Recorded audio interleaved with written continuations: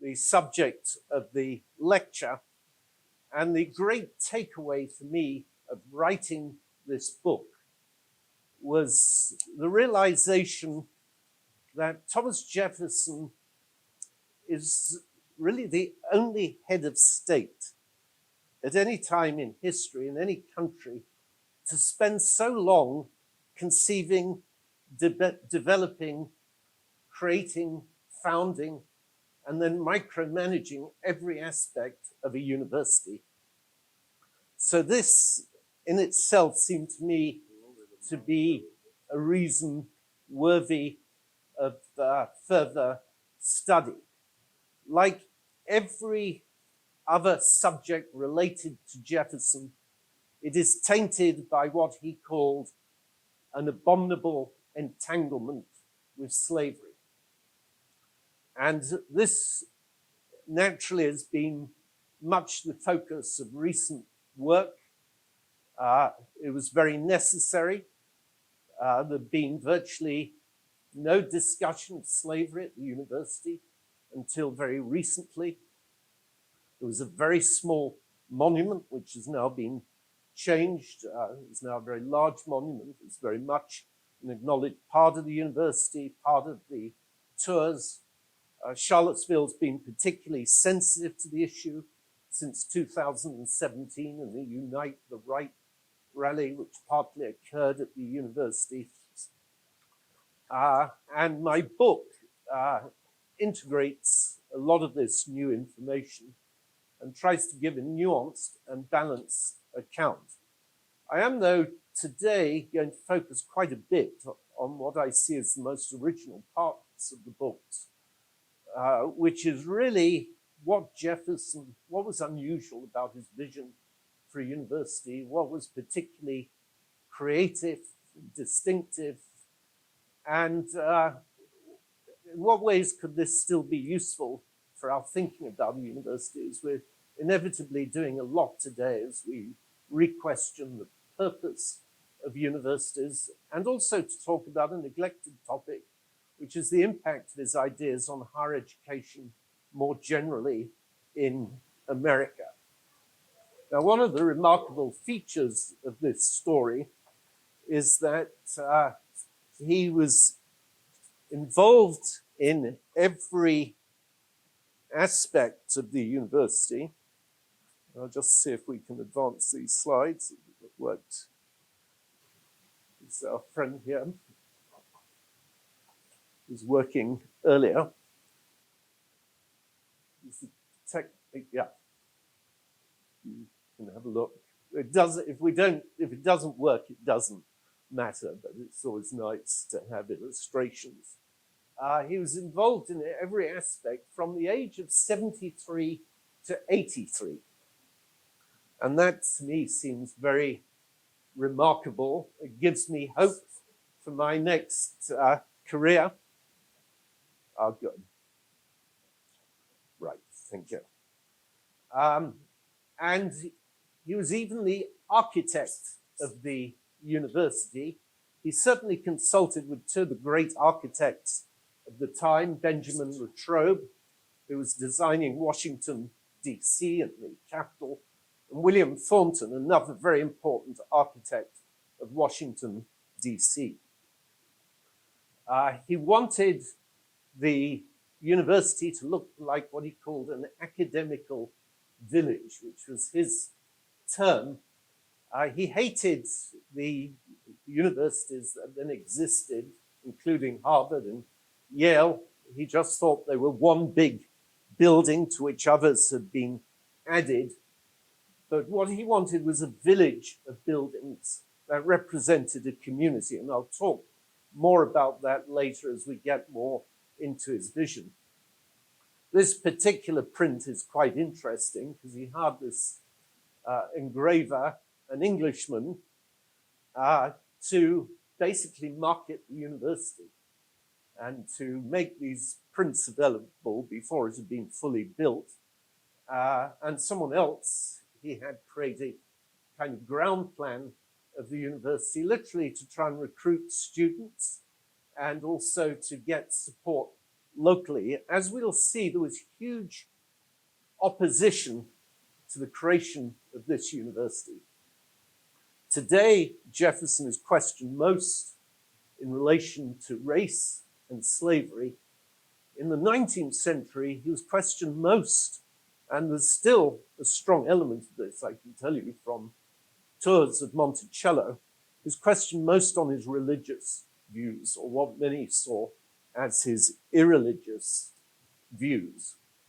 So between the age of 73 and 83, he was involved in every aspect, micromanaging it, to the point that the professors always showed themselves to like James Madison much more than Thomas Jefferson. And I suspect that Jefferson was just too heavy-handed. This is the survey he did of the ground on which the university was to go. He was accompanied, the document just says by 10 people, but we know that there would almost certainly be 10 enslaved people. And that is always an important aspect of this. At least 200 enslaved people were involved in the building of this university. But it was remarkable to me that he had these specific skills. His father had been a surveyor, and he was clearly able to do the woodwork and clearly understood stone casting and how to do it himself, and had his own tools.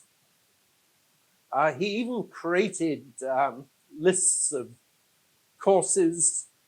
As a bibliophile, he wrote out all 6,000 books for the library. It immediately became the second largest library of any university, the same size as Yale, and only Harvard had more books. And remember, Harvard had been founded exactly 200 years before the University of Virginia, 1619, as opposed to the official date that they choose for the University of Virginia, the date of the legislation, 1819. This I particularly like to include. It's his list of books for the teaching of Anglo-Saxon, because sometimes when one talks about Jefferson's vision of a university, it sounds like something from modern STEM, science, technology, and engineering, because he did emphasize science and was willing for people to do courses other than the classics, which had been the mainstay of all colleges up until this point. But I like to put this slide in because he thought Anglo-Saxon essential to the writing of English because of its role in the creation of our language, essential for the study of law because of legal precedents from the Anglo-Saxon period, and essential for politics because he quite wrongly, as we now know, but this was true of much of his generation, believed that the Saxons were this early democracy, and that maybe thinking it's now changed and we're going back there, but nevertheless, he liked to see this lineage directly from the Saxons. It was one of the first universities to teach modern languages. They offered Spanish, German, French. Jefferson always understood, and I'll say this to my friend Sandra Reebok, who's been based in Spain for a long period. He always understood the importance of Spanish and the Americas as hemispheres and studying them together. I enjoy putting this in because it's an example of his micro-managing as we talk about his involvement. This is actually his signing off on the minutes of the governing board of the university, of which he was the director, or what's called the rector of the university. Nobody in their right mind ever volunteers to do the minutes. It's the point where everybody looks down at the table and is just hoping that somebody else will be delegated. But in a way, this shows Jefferson's political acumen. And this is something that really came through to me. I know he was, after all, at the height of his political skills during this period. And he was going to successfully get the Virginia legislature to agree to creating a secular university, the first true secular university in America. That would require huge political skills. And of course, what he recognized, and what we should all recognize about the secretaries who write the minutes, is they get the last word. They get to give their version of the meeting, which is why it's very important to check those minutes afterwards. And just to give you another example of his sort of micromanagement, his involvement in every aspect, the last example, he invited every student to dinner and entertained them personally, usually in groups of 3 or 4 in an evening.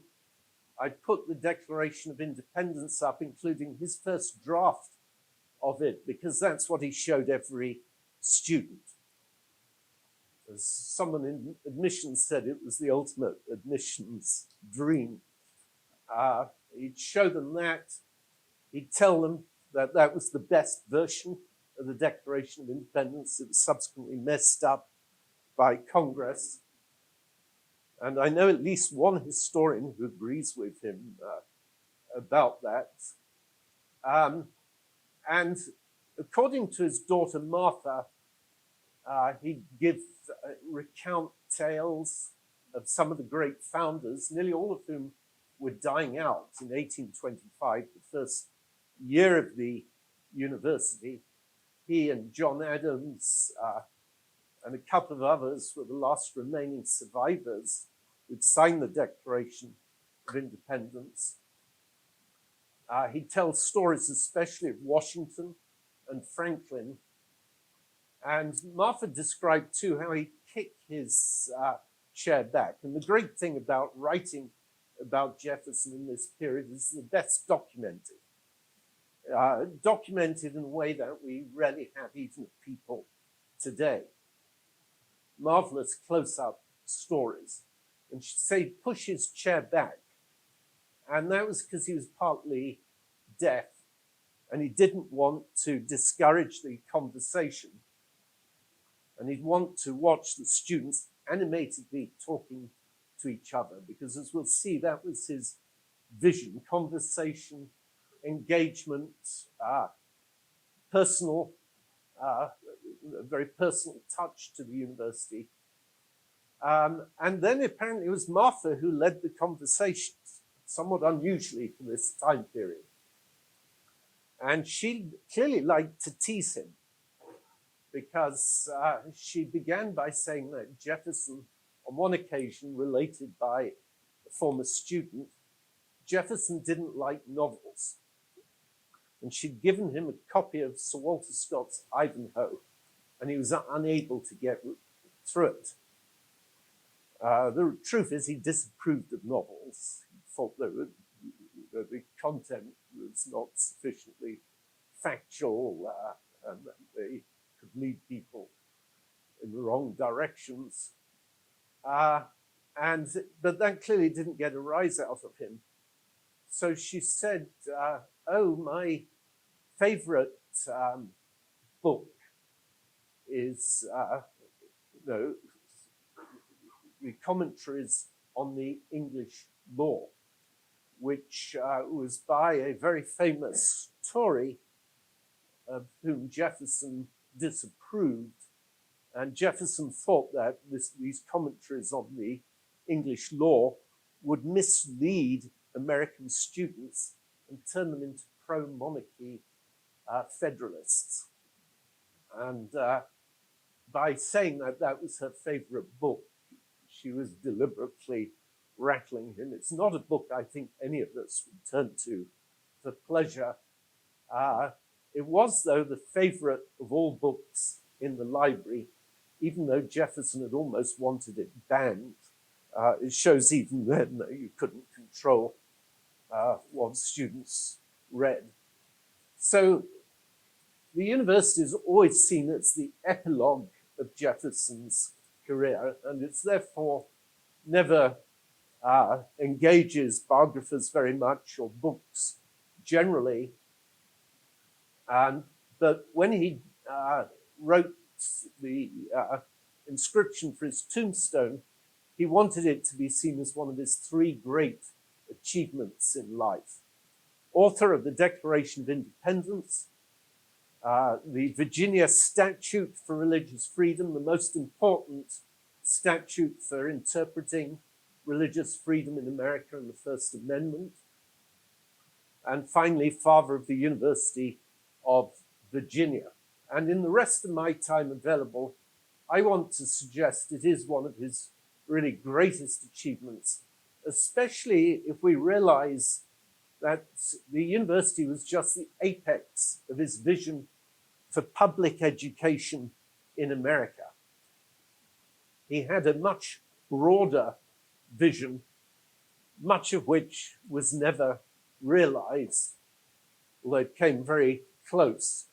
He wanted to create the first public schools in America for both boys and girls for at least 3 years. It's important that it included women's education.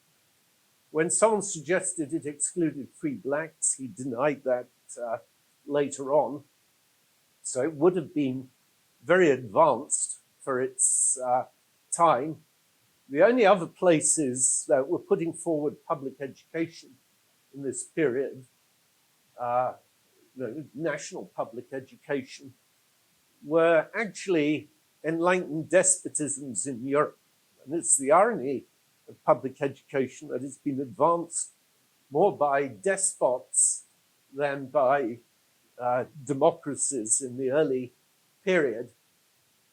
The greatest was Philip the Great of Prussia, although he never actually succeeded in creating a school system, a real school system, until the early 19th century. And the great difference between Jefferson and Frederick the Great and these despots in Europe is that Jefferson wanted education to keep government accountable. He wanted it to be a limit on government, whereas the despots wanted to empower government by training very able administrators to serve under them, though it could always, of course, be a two-edged tool. Jefferson always said the schools were much more important than higher education, because the schools were for the general public to keep politicians accountable and to use their reason in elections. The university, on the other hand, would train an elite who was supposed to put self-interests aside and pursue the public good. But he was cynical enough to realize that wasn't always going to happen, which is why you needed an educated populace. It's important to me, too, that he stressed public education, because so much of what gets quoted and said about Jefferson is his belief in the less government, the better. But this really represented a major expansion of government, and that's his three-tier system in his own handwriting. There were, of course, real limitations, and before I talk about the strengths and what I see as some of the originality and the vision itself, we should acknowledge the limitations of his project. One of them was that he set out to create a primary school system, and that never appeared. And he was always criticized later, including very recently by historians, for his failure to do that. People say it was an elitist project. He used all the money in the state to create one of the most expensive universities at the time, rather than to create a primary school system. The fact is he never gave up on the primary school system, and he put bills forward in 1779 right up through to 1824. And the reason they didn't get through was because he didn't want any clergy teaching in the schools, and he didn't want any religion, and that was just too much for Virginians. It's amazing he got it in his university. It was meant to be free of the illimitable freedom of the human mind, but he basically wanted a very political federalist university to counter what he saw, the Republican university, to counter what he saw as the predominantly federalist universities even in the South. And it's best understood if you think of Yale at the time, where the president, Timothy Dwight, was so hostile to Jefferson that when it came at the election period, he told students not to vote for him, and that if they did, they'd be singing the Sah-Ira, the French revolutionary anthem, that motherhood would end in America, and that there would be absolute anarchy. And Jefferson was very worried that the whole university system was controlled by what he saw as Federalists and also Presbyterians. Now, to the credit of the Presbyterians, they were the most, most active of all religious groups in founding colleges in America. But Jefferson did not like the stranglehold that they had. And clearly, one other great disadvantage was the presence of slavery. At any time during the existence of the university up until the Civil War, there were 200 enslaved people working there. The university did not actually own its own enslaved people, but it hired them, and that could actually be worse from what we know of slavery generally, or they were owned by faculty members. This, of course, was true of all universities in the South. And actually, most northern universities, one of the shocking discoveries for me, tended to discourage abolitionists and debate on slavery on campus, which is why there's now been a commission created in which a lot of universities signed up to acknowledge their own role and participation in the system. I did most of this work, it should be said, at Monticello, and that was a huge advantage. I was able to take advantage of the presence of documentary editing project, which was editing all the volumes related to the founding of the university. A lot of new material.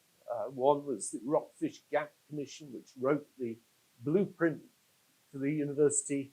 What we discovered was that Jefferson had written 3 drafts of the commission's findings before the 24 commissioners met, and virtually none of it was changed, which shows again a great deal of political savvy to be able to control a group of people to that extent. Another was having the Getting Word project that we've interviewed over 300 descendants of enslaved people, and the insights that that provided, not least because there was a strong connection. In Monticello, the plantation was broken up on Jefferson's death. A number of the people who'd been on that plantation then went to the University of Virginia. It was very tragic because they were sold because he died a bankrupt, which made the extravagance of the creation of the university and his entertaining everyone all that greater, which meant that many families were split and broken, and reminds us of the very horrific aspect of this. But like the Declaration of Independence, it was flawed. just as that vision has been flawed, but it also had revolutionary aspects. And I'm going to complete my talk today to just talking about what was novel about this creation. One is the idea of the academical village. He was trying to create what he'd enjoyed at the College of William and Mary, where he'd gone to all these dinner parties with his professor, the governor, Francis Fakir, William Small from Scotland, who was the only professor at William and Mary who was not ordained, which is quite significant, not particularly well treated by William and Mary. That may have influenced his later outlook. And George Wythe, with whom he apprenticed to do law. And they'd have musical evenings and theatrical evenings. And he wanted to replicate that at the University of Virginia. And when he designed the university, he wanted the professors to live among the students. So those big houses that you see on what's called the lawn rather than the campus, those are the pavilions, and those were homes for the professors. They looked slightly grander than they were because the bottom floor was a lecture theatre. And he seems never to have believed that any of these professors would be married. So there was no provision for their wives. And when the medical professor arrived from Britain, Rodney Dunglinson, his wife immediately insisted on the removal of the laboratory, the smells from that laboratory in their house. And indeed, it was the only building, the creation of place for anatomical science was the only building that Jefferson added to his original plan after the university was completed. Dunglinson also made fun of the impracticality of some of Jefferson's designs, which is true of Monticello as well, and true, I think, of a lot of great architects. But for example, when Jefferson was leaving their house one evening, he walked into the closet, mistaking it for the front door. I think the most revolutionary feature of this university, and the one that we should really emphasize because it's so crucial now, is the fact that it was a secular university. Other universities have tried, Transylvania in Kentucky, and I didn't know there was a University of Transylvania until I started this project. Someone asked me, had I thought about Transylvania, and I was left mystified, wondering why would I be thinking about Romania in my project, and the University of North Carolina, but both dropped the experiment. So controversial was it at a time when America was becoming increasingly evangelical. And I think the dating of the university tells us how this concept was paramount to Jefferson. Because what you're seeing there is Joseph Priestley, the founder of Unitarianism. And Jefferson first used the word University of Virginia and said he wanted to create one in 1800 to Joseph Priestley. And I don't think anyone before suggested the significance of that date. But 1800 was the year of one of America's most polarized elections in its history. Literally, the governors of Pennsylvania and Virginia were mobilizing their militia. This was going to be the first time that power changed hands peacefully from one party to another. And Jefferson was being accused of being an atheist and a French revolutionary by his opponents. And he turned to Joseph Priestley and he talks about the idea of the university, but he also starts to think about his own religious beliefs. And it's at this point he starts writing what later became known as the Jefferson Bible, which was never a term he used. He never intended it for publication. But he was really trying to find his own beliefs and what his own faith was. And in many ways, it's amazing to think this started while he was president, because I don't think any modern president could get away with this, despite the fact we're supposedly a more pluralistic country, and he revived it at the time he founded the University of Virginia, which is significant.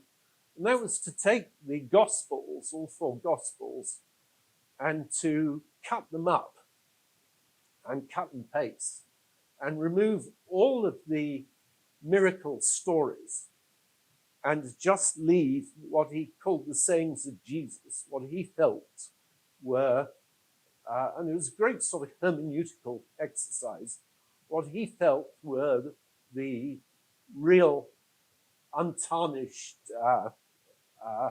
story of the life of Jesus Christ. Obviously, there was no resurrection, and what he really wants to do is to find all the common elements between religions and digest those into a book. And he tried to persuade Priestley to do that.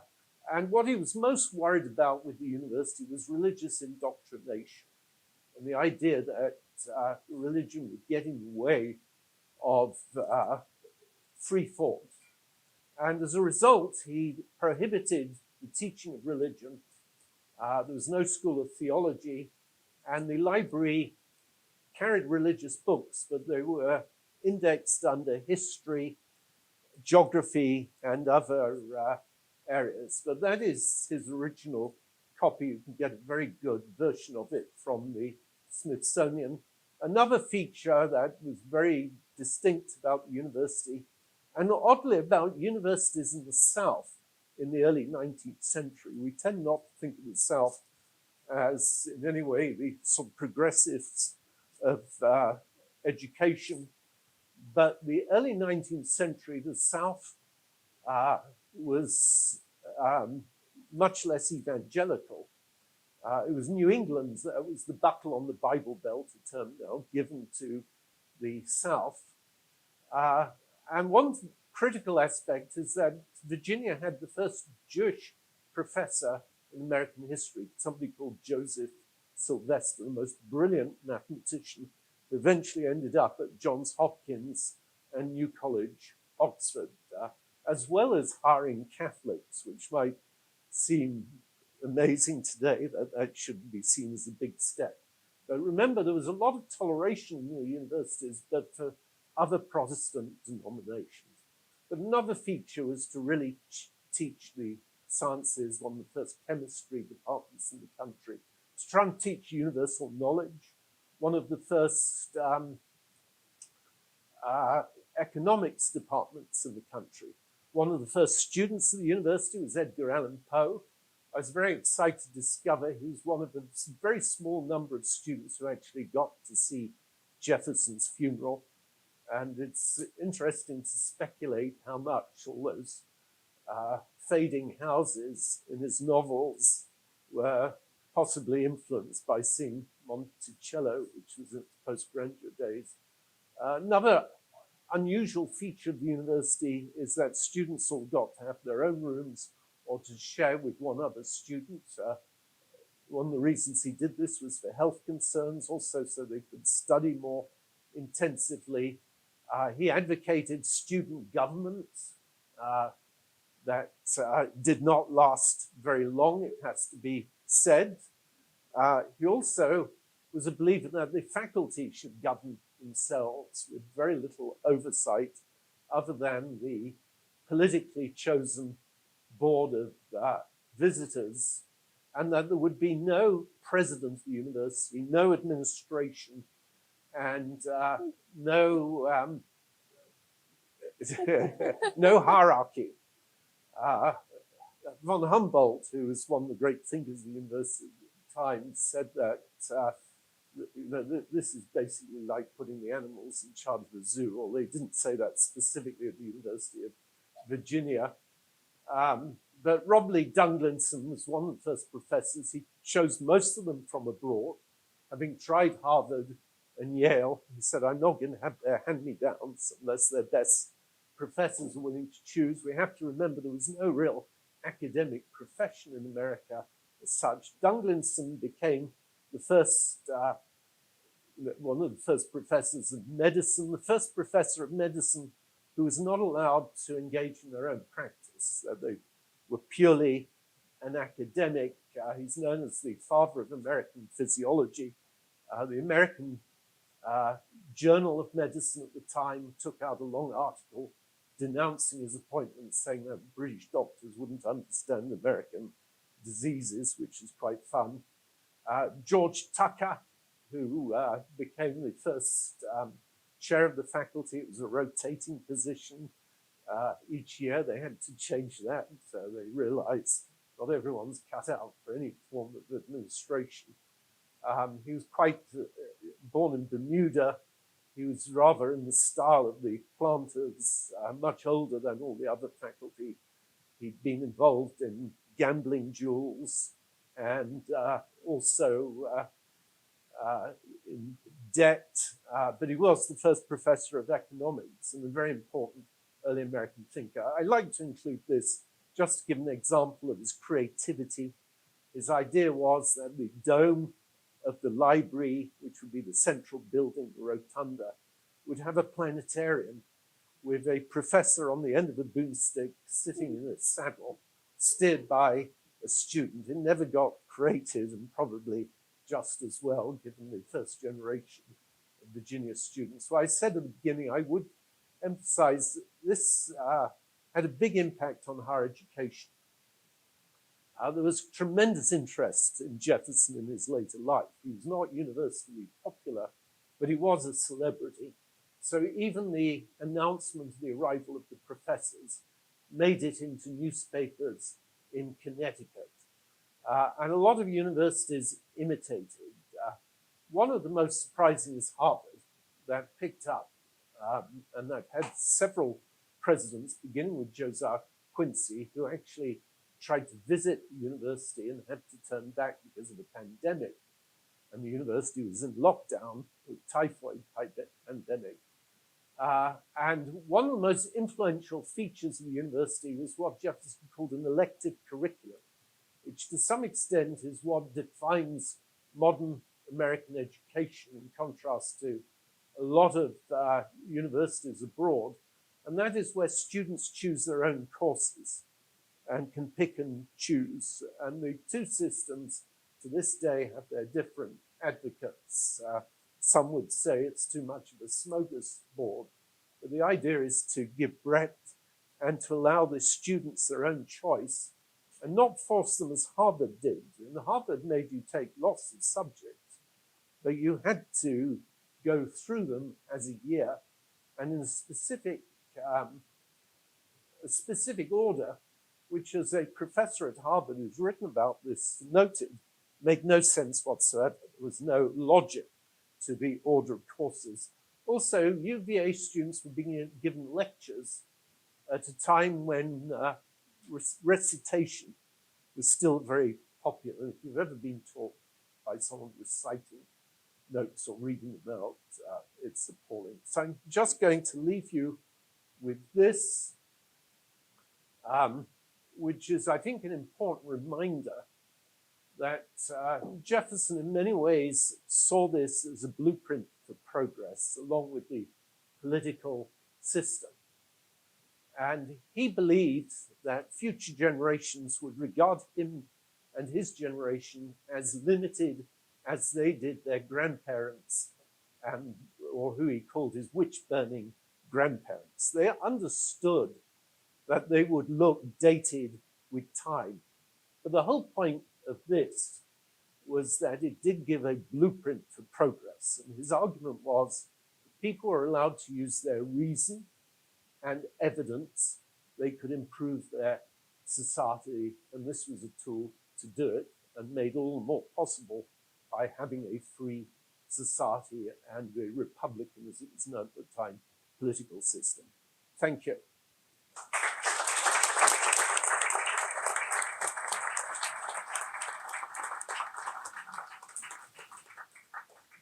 We have a few minutes for questions if someone would like to ask a question or two. Yes. And if any student needs to leave for another class, we certainly understand. Yeah, I understand people needing to leave, and I'll repeat some of the questions for the purpose of the microphone. Yes. If you have friends, it sounds like you have Yeah, so that's important. He did have allies and people who helped him. I mean, it was a sort of one-man project to an amazing degree.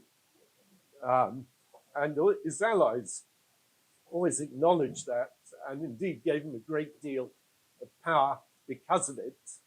But the main ally was a man called Joseph Cabell. And there's a hall now named after him. And he was a Senate leader, and he helped to get a lot of this through. And he went through hell because he had to go throughout Virginia trying to get people elected, trying to get the politics right. And at one point, he was coughing blood on the floor of the house. And he wrote to Jeff and said, "This is too much. I've got to get out. My wife is saying I need to quit." And Jefferson wrote back the most manipulative letter that I think I've ever written. You know, "Would you leave me now in my hour of need? And this is more important than our lives. We have to achieve this." I mean, it's shockingly manipulative, but Cabell stayed and lived into his 80s like Jefferson. Yes. Yes. Oh, so it's the Oriel College where I went as an undergraduate and graduate. They have a statue of one of their major benefactors that's been hugely controversial, Cecil Rhodes. And of course, in Charlottesville, we've had a very similar issue with Robert E. Lee, and it brings the whole statue debate up. It has to be said, in England, you would really need to get rid of all statues if you wanted to cleanse them of their past. What they decided basically was that they weren't allowed to remove it because it was a historic monument, but they had to put new signposts and some wording to help people think about the statue. And the irony is it's a tiny statue, and it was in a building in which I lived, and I couldn't see it until the end of my second year. People kept mentioning it, and I kept looking for it. And it's inset in a wall 2 stories, 3 stories above ground level. It is, I mean, clearly there are arguments for removing statues like John C. Calhoun towering above Charleston. At times the shadow should, but we have to remember, my brother teaches propaganda and persuasion. He says none of these things are static. Their meaning evolves and changes. And so, we're not going to think about those. There may be some supremacists, white supremacists or whatever, who think highly of them. But for the most people, they're not necessarily. And what they do is make us think about our past. I don't know where you go in Charlottesville really to talk about the Civil War any longer. And yet it's something people do need to be reminded about and think about. And obviously the monuments are always by the victors. Think of the American Revolution. The British never put any monuments up to that.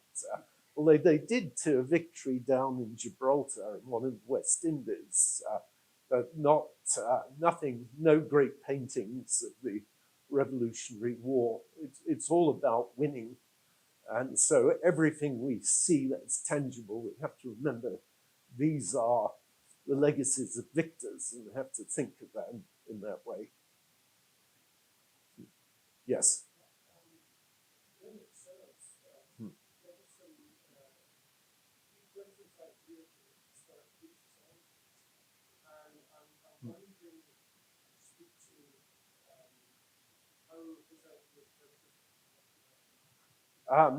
So he believed, when you say Greek societies, there weren't fraternities.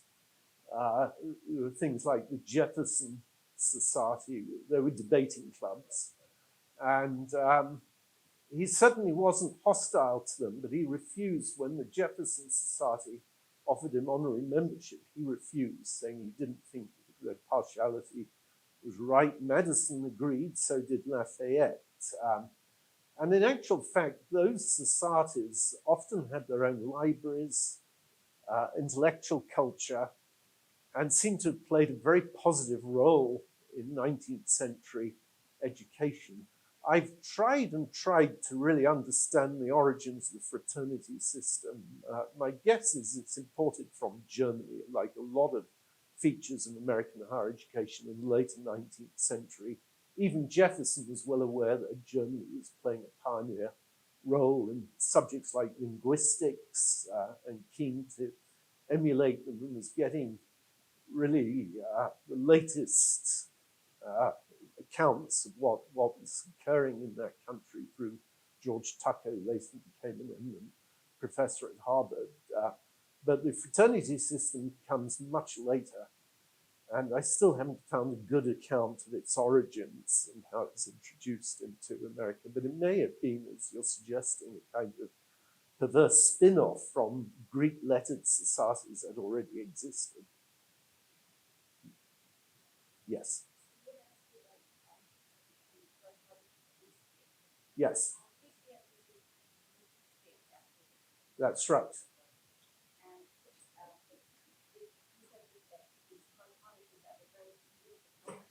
Yes. Yes. Yes. Jefferson was thrilled about Priestley coming over. He was interested later in buying his science equipment, even having him teach at the university.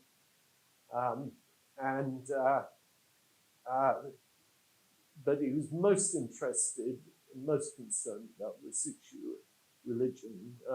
Jefferson thought that Unitarianism would become the religion of America, because he argued that if everyone thought about religion rationally, they would all agree with him and dispense with miracles, and that you would get rational religion, which is what Unitarianism is meant to be.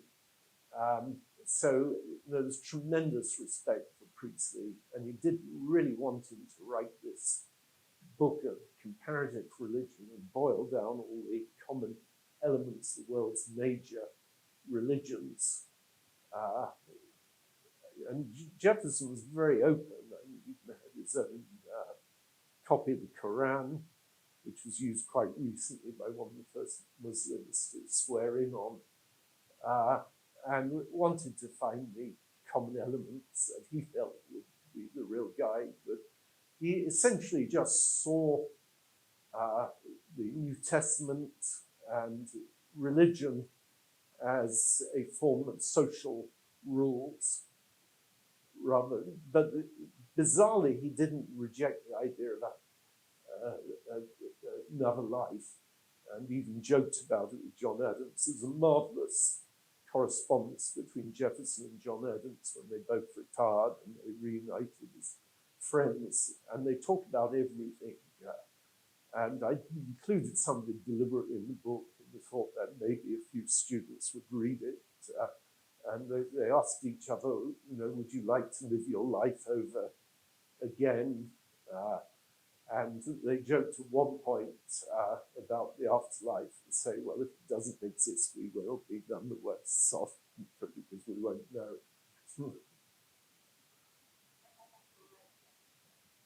That stopped any talk between them. And both sort of blamed each other, because both had actually used, Jefferson especially, using James Callender, ironically the man who would be first to reveal his relationship with Sally Hemings. But Jefferson pursued very scurrilous methods, only really understood in the context that they really felt they were fighting for the life and soul of the country. And Jefferson believed his party represented the true ideals of 1776, and that the Federalists would just turn America into yet another satellite of Britain, and it would become monarchical and aristocratic and so on. So they believed a lot was at stake. And in many ways, John Adams' wife never forgave Jefferson, although they did correspond a little bit. And then her dying sort of opened the way up But John Adams wrote many more letters to Jefferson than back. But they did both realize that this was going to be a terribly important correspondence. So it's written with the sense that history will be reading it. Unfortunately, the only separate edition of those letters includes all their earlier letters, whereas I was always saying to the editor of the Jefferson papers, you need to just bring out a nice paperback of the post-1830 letters once they were talking to each other again, because they verge every subject, and it's interesting to read. Adams was much more interested in theology than Jefferson. He insisted on raising questions about theology, and it's quite funny because they gently push one another's buttons and then pull back a little. They know what will annoy them. I think one of the most fascinating points Adams makes is the inevitability of aristocracy. And Jefferson would never accept that. But Adams says that you have huge disparities of wealth. You're always going to have an elite. And the elite in America are going to be that much more insidious because they don't stand out. And we know that. They wear jeans, they're modern billionaires. There's nothing to mark them from the rest of the population. And yet there they are. Machiavellians pursuing their own self-interest contrary to the public good. And what they did agree on is that such a fifth column could really undermine the Republican system that both had fought to create. You have room for time for one more question, Yes. Peter? General question, but how far or how close do you think contemporary university is to show? Well, I always think we have to remember that we're trying to give everyone what was an experience just for aristocrats and less than 1% of the population. And we also forget that even aristocrats only got that experience, most of them for 1 year. So the students who went to these universities, even from the wealthiest backgrounds, most did not stay and complete a degree and get the full experience. So we're really challenged to do that. I think it's remarkable the extent to which they do.